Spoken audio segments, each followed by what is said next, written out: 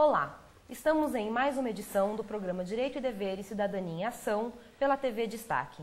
Hoje, com a companhia do apresentador Dr. Clóvis Brasil Pereira, vamos abordar direitos políticos e questões partidárias.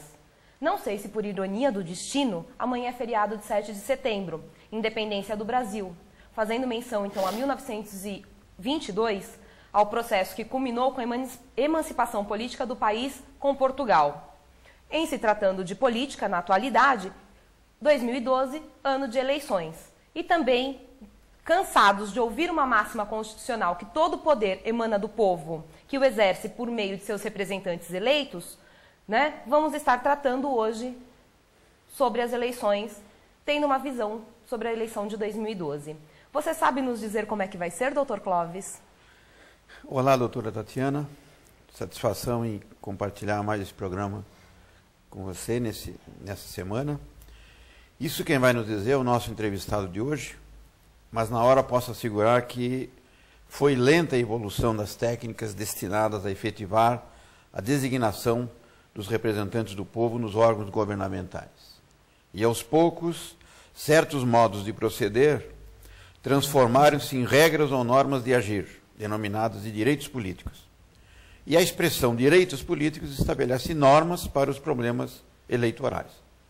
Para conversar conosco sobre esse tema tão abrangente e comentar as implicações em nosso ordenamento jurídico e social, contamos com a presença do nosso entrevistado, Dr. Cristiano Carvalho de Sá.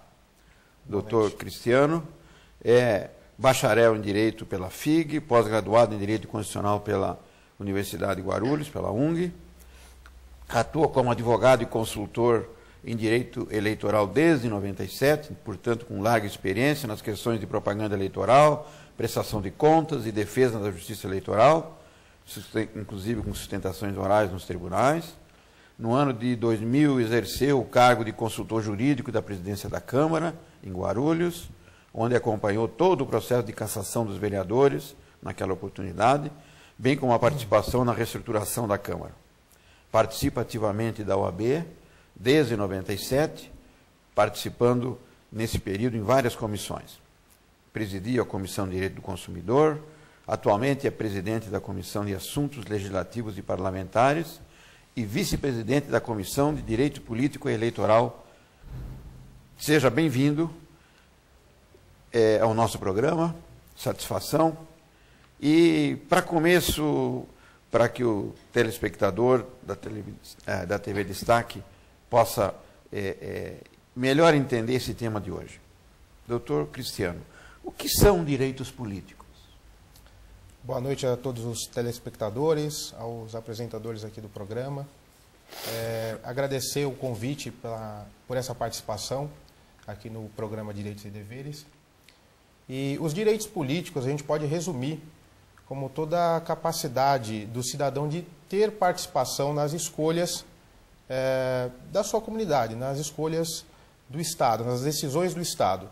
Ele pode exercer o seu direito político tanto pelo plebiscito, referendo e diretamente, ou melhor, através dos seus representantes, através do voto, nas eleições em âmbitos municipais, estadual e nacional, de acordo com o período eleitoral respectivo. Doutor Cristiano, como direito político positivo, nós podemos caracterizar, a grosso modo, a capacidade eleitoral ativa, que é o direito de votar, que é a alistabilidade, e como também a capacidade eleitoral passiva, que é a de ser votado, que nós chamamos de elegibilidade. Esclareça, então, por favor, para nós, quem tem a listabilidade obrigatória e quem é facultativo. E também, dentro da elegibilidade, quais as condições e as regras para cada cargo?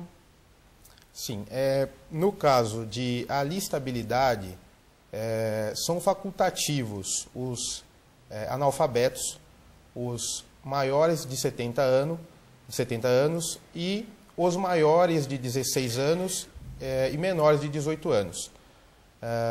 No caso também, os militares que estão prestando o serviço militar obrigatório, os chamados conscritos, eles não podem se alistar eleitoralmente, ou seja, não podem votar. No caso, os demais cidadãos que podem alistar-se eleitoralmente têm as condições de elegibilidade. Para o cargo de presidente e vice-presidente precisa ter 35 anos, para o cargo de deputados federal, estadual e governador 30 anos, para o cargo de prefeito, eu cometi um equívoco, para o cargo de governador 30 anos, para os cargos de deputado e prefeito 21 anos e para os cargos de vereadores 18 anos. É preciso ser brasileiro nato ou naturalizado e ter as condições, ter os seus direitos políticos em plenitude para poder ser candidato. Há também a regra de domicílio eleitoral pelo menos de 1 ano na circunscrição que ele vai concorrer. Se for em âmbito municipal, 1 ano de domicílio eleitoral no município correspondente. Agora, doutor Cristiano, só para esclarecer essa questão que você abordou, o naturalizado, né, aquele que não é brasileiro nato, ele não pode concorrer a todos os cargos, só para esclarecer o telespectador da TV Destaque. Ou ele pode participar do pleito em todos os cargos que são disputados. O brasileiro naturalizado, ele não pode exercer alguns cargos, como, por exemplo, o cargo de presidente da República, presidente do Senado, carreiras diplomáticas. Então, o naturalizado, existe uma pequena restrição quanto a isso. Alguns cargos são exclusivos de brasileiros natos. Certo. Bom, com relação ao voto, o voto sufrágio, que é a forma que o eleitor se manifesta nas eleições, né? Nós tivemos, nessa última eleição de 2 anos atrás, a Lei 12.034, que era de 2009, que introduziu lá um artigo, uma outra lei, 9.504/94, que estabelecia que no momento da votação, além da exibição do título do eleitor, o eleitor deveria apresentar documento de identificação com fotografia. Perfeito. A matéria foi questionada perante o Supremo Tribunal Federal por meio de uma ação direta de inconstitucionalidade, né? Ação ADIM 4467, e nas vésperas da eleição, quando todo mundo pensava que ia ter que, estava todo mundo procurando um documento de identidade com fotografia para ir votar, o Supremo, por maioria, entendeu que a necessidade de dupla identificação violaria os princípios da razoabilidade e proporcionalidade, bastando a apresentação de documento oficial com fotografia para o exercício da capacidade eleitoral ativa, não sendo o título, então, obrigatório, repetindo o que já acontecia nas eleições anteriores. Medida cautelar deferida e o mérito pendente, tem algum posicionamento sobre esse caso para o futuro? Nas próximas eleições, por exemplo, nós vamos ter que levar um documento de identidade e o título, ou só o documento de identidade será possível? É quase que uma informação de utilidade pública para o telespectador. Então, muito bem. Essa foi uma questão que teve bastante relevância na última eleição, em razão dessa surpresa, porque todos estão acostumados a simplesmente ir com o seu documento de identidade, um RG. Você pode se identificar tanto com a Carteira Nacional de Habilitação, os advogados com a sua OAB, os corretores com o CRES, contadores com a carteira de CRC. E o que aconteceu foi que houve essa norma, essa nova disposição legal exigindo a apresentação do título. Então, os partidos que acharam que isso traria um problema grave na identificação, até porque, de forma prática, até pelo costume que todos nós brasileiros temos de utilizar apenas a cédula de identidade, entraram com essa ação. Como o senhor bem disse, a liminar foi deferida, mas essa questão ainda está pendente de julgamento, né?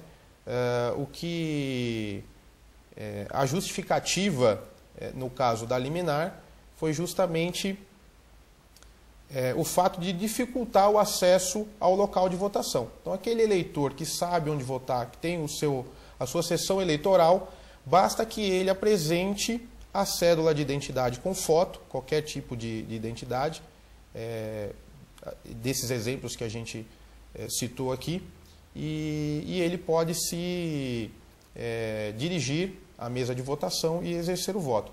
Até porque os mesários, os presidentes de mesa, eles têm a listagem eleitoral de cada eleitor, né, por sessão eleitoral, não havendo necessidade de apresentação do título. Então, houve o deferimento da liminar, mas a decisão do mérito não foi proferida ainda, está pendente de julgamento. E não sei se você lembra se a liminar foi apreciada por um ministro ou foi o conjunto de ministros que apreciou a liminar? Foi apreciado pelo plenário.